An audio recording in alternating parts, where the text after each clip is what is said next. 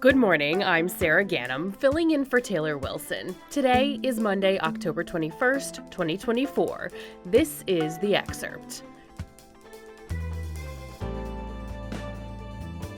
Today, what a new USA Today Suffolk University poll says about the presidential race. Plus, Democrats are taking a page from Republicans' playbook in questioning Trump's age and mental fitness. And we're taking a look at why fewer students are disclosing their race in applications at selective universities. A new USA Today Suffolk University poll is out. With 15 days to go until the election, what insights does it reveal? For more on this story, I talked to USA Today Washington Bureau Chief Susan Page. Susan Page, thank you so much. It is 2 weeks and 1 day until Election Day. Yeah, Sarah, and we're all counting. Yes, we are. All right, let's get started. So there's new polling data out, Susan. What's the big finding here? This is our latest USA Today Suffolk University poll. It's the final poll we're taking before Election Day. And in it, we find this is essentially a tie. Kamala Harris at 45%, Donald Trump at 44%, with a 3.1 percentage point margin of error. That is a coin toss race. And it is closer than our previous poll. We had taken a poll in the wake of the Democratic National Convention that had Kamala Harris up 5 points. That lead has now eroded. Well, a tie, that's not such great news for Trump. A tie is a tie, and yet it's not always a tie. This is a tie in the national popular vote. That's what we're measuring. But of course, we elect presidents through the Electoral College. Republicans have an advantage in the Electoral College. That's just the way our system works, because of big conservative Republican states that don't have that many people. So we think that Democrats really need to get a kind of an edge in the popular vote of at least a couple percentage point if they're going to win in the Electoral College. Both Democrats and Republicans have been focusing on winning over Black and Latino voters, especially in swing states. What does the poll reveal about these voters? When you try to find where Kamala Harris has lost some support in the 7 weeks between our previous poll and this poll, one place has been among Black voters and among Latino voters, and especially among men. Now, the sample size is small, so you can't draw too many conclusions, but it's clear that she's seen some of that support slip away. If you want proof of that, just look at how she's campaigning, because we see her making bids targeted directly at Black and Hispanic voters, and especially male voters. Last week, she even had Barack Obama, a very big political gun, come out and campaign for her and make the point to Black men that in his view, they should be voting for her. Has Kamala Harris been able to make her case to voters in terms of how her policies would differ from President Joe Biden's? This is clearly a big challenge for Kamala Harris. We found that most voters say that they need to know more about what she would do if she was president. We found that was true even of about 1 in 4 of her own supporters. So that's something that I think that she's felt some pressure to address, calls for her to address. And it's a question that voters continue to have about her. Is there any good news in this poll for Vice President Harris? There's some good news for Vice President Harris in this poll. One is that she's now seen narrowly as the candidate better able to bring about change. And that's important because by 2-1, Americans say the country is headed in the wrong direction. Americans want change. So the idea that she is now, even with just a little bit ahead of Trump as the candidate of change, is good news for her. But there's bad news too. By 10 percentage point, Americans say they trust Donald Trump more when it comes to the issue they care about the most, and that would be the economy. That was going to be my last question. We always say it comes down to the economy. So who has the advantage on that issue? So Trump has the advantage when it comes to the economy. He continues to have an advantage on immigration, but we do see a big advantage for Kamala Harris on the issue of abortion access. And that's a wild card in this race. It's something that is delivered for Democrats in the polls since Roe v. Wade was overturned. We'll see just how powerful it turns out to be in 2 weeks. Susan Page is the Washington Bureau Chief for USA Today. Susan, thank you so much. Sarah, it was great to be with you. Is Trump exhausted? With Election Day fast approaching and poll numbers continuing to shift, Democrats are stepping up the scrutiny of Trump's physical age and mental fitness. targeting him for every gaffe, non sequitur, and instance of unusual behavior. And there's been plenty of material for them to draw on. In his last few public speeches, the 78-year-old Republican presidential nominee has done or said things that are somewhat unusual, even for him, like bopping to the beat of his Spotify playlist for 40 minutes during a swing state rally, and criticizing former President Abraham Lincoln for not settling the Civil War.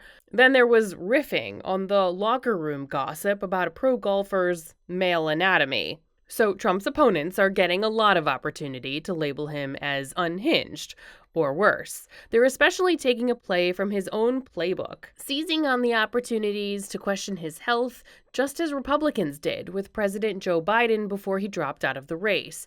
But some experts and critics have argued that Trump has always been this way. He's unpredictable and he's erratic, and that's part of his personality and an even bigger part of his appeal. One language expert told USA Today that his speech patterns have not changed much over the years, but lately Trump has been canceling appearances. Politico reported that he is, quote, exhausted. Trump, so far, has refused to release detailed health records. An investigation is underway into the leak of classified U.S. intelligence documents detailing Israel's plan for a retaliatory strike on Iran. House Speaker Mike Johnson said this on Sunday. Johnson told CNN's State of the Union that he would receive a briefing on the probe later in the day. The documents, which were revealed on the Telegram messaging app last week, appear to have been prepared by the National Geospatial Intelligence Agency. They describe U.S. interpretations of Israeli Air Force and Navy planning using satellite imagery from October 15th and 16th. The Pentagon has said it's looking into the leak. At selective colleges, fewer students are disclosing race on their applications. My colleague Taylor Wilson caught up with USA Today education reporter Zach Schermele to discuss. Hello, Zach. Hey, Taylor. Thanks for having me. Thanks for hopping on today, Zach. So let's just start with this. What does the data really show about fewer students disclosing their race or ethnicity in these applications to top schools? So I think it's important for me to start out here, Taylor, by saying that there are tons of caveats to any analysis of the data that's out there about student enrollments right now. It can be really tricky to compare the data that colleges release every fall because different schools do things differently, and it all gets very complicated very quickly. But basically, there are a couple things about all this data that are pretty clear to me right now. And one of those things is that it appears as though fewer students in this fall's class of college freshmen chose to disclose their race or ethnicity in their college applications to some of the most selective schools in this country. So that's based on our own review of the data, plus a new data analysis that was published by an education advocacy group called Ed Reform Now. And ostensibly, Zach, why did these students choose not to identify their race? You know, that is a really good question, and I do not know the answer to it. This is a pattern that is very nuanced, and it only affects a sliver of the nation's universities, but it's among a couple of early indications of the potential impacts of the Supreme Court's decision last year that effectively prohibited colleges from considering race as one of many factors in the admissions process. And at this early stage, like I said, it's tough to pin down exactly why the numbers look the way they do. But as one researcher who studies this stuff recently told me, he thinks it shows how much people are still unsure exactly what the decision means for them and how it might impact them. And are we seeing dips in enrollment for any ethnicities in particular at some of these selective schools? Yes. So since the ruling last year, many Americans were anxiously waiting to see how these colleges' makeups would potentially change. Those numbers have been kind of trickling in, and it's kind of a mixed bag, but there are some through lines that people find troubling. Again, it may or may not be related to the Supreme Court ruling, but they include a downturn in enrollment of Black and Hispanic first-year students at schools like Johns Hopkins University, the Massachusetts Institute of Technology, and Stanford. That's according to Ed Reform Now's analysis. And on the flip side, though, other colleges like Northwestern University in Illinois and Yale University showed gains, actually, not losses, in those same types of students. So you mentioned this landmark Supreme Court decision last year centered around using race as a factor in admissions. Let's just talk through that decision a little bit, Zach. Refresh us on what exactly they decided on this, and is its impact really playing a role in this conversation we're having? Yes, it was a very stressful summer last summer in terms of higher education decisions from the Supreme Court. Conservatives on the court effectively banned race-conscious admissions at colleges and universities in the US, June of 2023. Highly selective universities, which, by the way, do not enroll the majority of US college students, were most likely to consider race in admissions prior to the decision. So that means admissions at most colleges were, in fact, unaffected by the ruling, which is something I really don't think gets talked about enough. But still, the fraction of institutions that were impacted by the ruling includes some of the wealthiest and the most resourced schools. They are largely the type of schools in the Ivy League that offer some of the best returns on investment and the most generous financial aid policies for students with the greatest need, who need it the most. So whether or not diversity is dropping at those places, it does very much matter. And Zach, as you outlined in this piece, past affirmative action bans can also really offer some additional context for this moment we're seeing right now. Can you talk through that a little bit? An economist at Princeton University who studied California's ban on race-conscious admissions at public universities in the 90s actually said that a similar trend emerged there too, which I thought was interesting. In California's case, nearly all the students who didn't report their race ended up being white or Asian.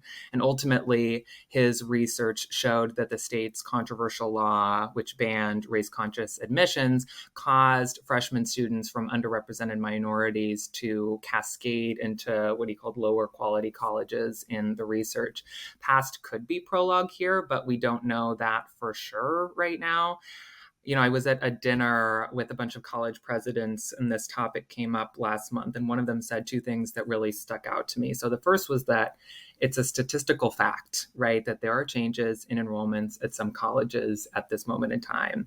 But the other thing he said was it's early days, and we really just need to wait and see where the numbers go. Great breakdown for us. As always, Zach Schermele covers education for USA Today. Thank you, Zach. Thanks, Taylor.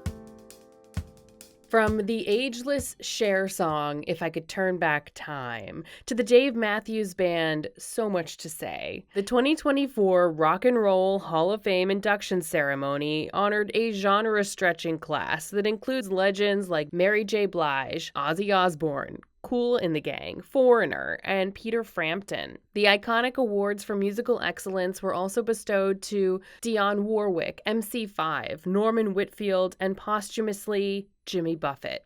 While the Musical Influence Award went to a trio of blues heroes, Alexis Corner, John Mayall, and Big Mama Thornton. The 5.5-hour show aired live on Disney Plus from Cleveland on Saturday, and you can catch it again as an edited 3-hour broadcast special on ABC on January 1st, with a replay on Hulu and Disney Plus starting on January 2nd.